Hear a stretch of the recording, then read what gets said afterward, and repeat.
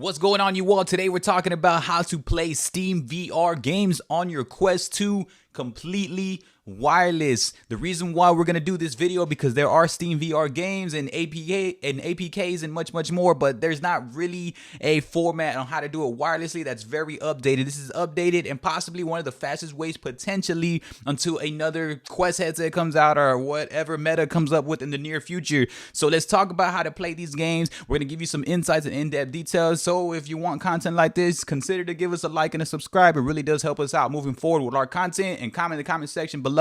Now, the first thing you need for a Steam VR to play Steam VR on your Quest 2, you're going to need a PC that is PC VR ready. Now, this is an upper echelon of PCs. You need to ensure if it's a pre-built or if you're building it yourself, you need to just have that really qualifications and the specifications on what it takes to be able to run a VR game. And this is just running a VR game. We will share in our near future videos on how to stream PC VR games on Steam via Steam VR. So ensure you have a PC that can run PC VR so you don't get a lot of stuttering, you don't get a lot of latency, you don't get a lot of just frames dropping and everything. You just want it to be a smooth experience for you, because once you go on over to Steam VR has optimized these games for you to enjoy it and have the best experience ever. So just please ensure that your PC is PC VR ready.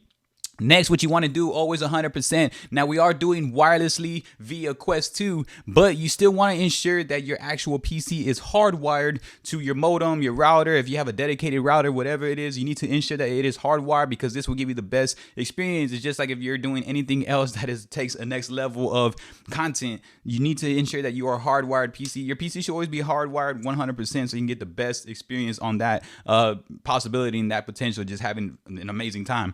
Next, you're going to download the Oculus app, the desktop version of the Oculus app. This allows you to start going into the Oculus Home. The PC version, the Quest 2 version standalone, is way different from the Oculus Home. Although there is speculations and leaks that they are going to change it up, it still hasn't reached there yet, hence why we're creating this video for you all. So download the Oculus desktop app, and then you need to go to the settings, enable Air Link, and that's what we're going to get into, how to really mesh these two together. So after you have the desktop app on Oculus, enable Air Link. Next, what you're going to do is you're going to download the Steam aspect. Now, Steam takes a little while, so make sure, and it's a little confusing at first, just download Steam, and then inside Steam, you want to be able to get Steam VR, so you're going to have an app within an app. So download Steam at first, so you can have your interface, and then you're going to download Steam VR. This is going to give you another home version so that you can essentially transfer over there. So when you have the Oculus desktop app, enable Air Link, have the Steam app on your desktop, and then download Steam VR. Next, what you're going to have to do is you're going to do the number one thing of how this is all going to happen in the first place. Although your PC is hardwired, your Quest 2 is deemed to be wireless, and they are essentially purposely making this to be a wireless situation. So with your Quest 2, you want to go into Air Link, which was once an experimental feature, and now this is an updated. It is now a full-on feature. Air Link, you want to utilize it, you go to Air Link, and that's why you enable Air Link in the Oculus desktop app on your PC. So make sure you're looking at your monitor. Go into your Quest. This is similar to what casting does, but it's really to get you going in your PC VR experience.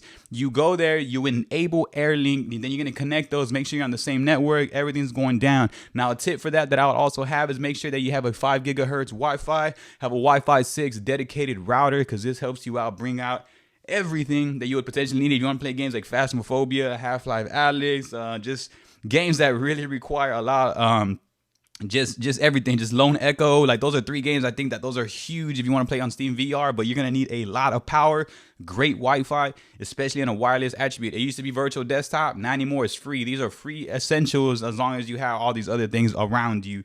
Next, what I really do is that you're going to connect. So what I want to touch base on now is that when you have all the Wi-Fi, now you're connected Air Link, now you could see your whole PC desktop, but this doesn't mean that you're done yet. When you connect to your PC desktop, now you can see everything, but you still have to control everything by just what you're doing, depending on how your Air Link is going at that moment. You might have to go manually with your mouse or still use your controllers.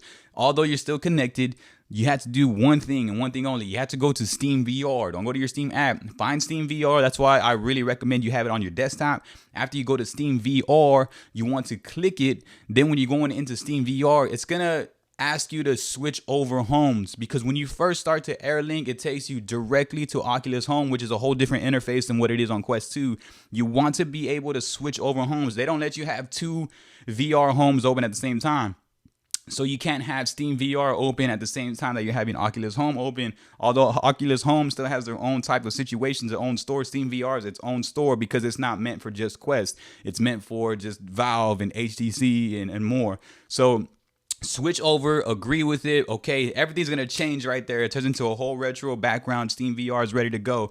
After that, you want to leave the Oculus Home, don't have two open at the same time, and therefore you're able to shop with Steam VR games, and then you just would purchase them as if you were buying a PC game. Now it doesn't, sometimes they have a whole VR list already set up for you, but other than that, you would click on that and that's it. You'd start playing the game, you download the game, you pay for it, however you have it on Steam. If you're not familiar with Steam at all, you would just download it as if you were downloading a PC game. Now, these are very, very important things, and this is not how you stream it. Streaming it would be a few extra steps. So like what I said, make sure you're liking and subscribing. But when you're doing this, you're able to play the game, and now you have everything wirelessly. Like what we said going over our tips though, you need to jump into that, enable the AirLink, utilize the AirLink. All in all, in a simple situation, you're just utilizing AirLink to get into your PC desktop, and then you're able to have the Steam and Steam VR app on your desktop. You look it over, you're able to control your desktop from your Quest 2. Then you click into it and you buy your game and you transfer it, and then you're ready to go. It opens up just like that. Now it looks a lot different than what a Quest 2 standalone looks like, so you had to give it some time. Ensure your PC is PC VR ready. And then some things to really take note of. Also, you can go into your settings and check out your refresh rates, check out your Wi-Fi, enable your microphone, enable some type of recording so you can really do your own recording. Now, it's not necessarily streaming, but if you want to be sharing your experiences, those are other tips that I would definitely advise. So that's kind of just how you do that in that retrospective. Now, let you know, when I played Phasmophobia with this, it does have some hard loading times at times. AirLink can be working different with different people. So when I played Phasmophobia, I utilized the refresh rate, I utilized the best things possible. My PC is VR ready, and I was able to capture it and record it and do what I needed to do, even if I wasn't just streaming. Those are different softwares you would want to use if you just want to record offline. But if you are a streamer and want to create this content, then I will have a full-on step-by-step process for that. But yeah, that's kind of just how you do it.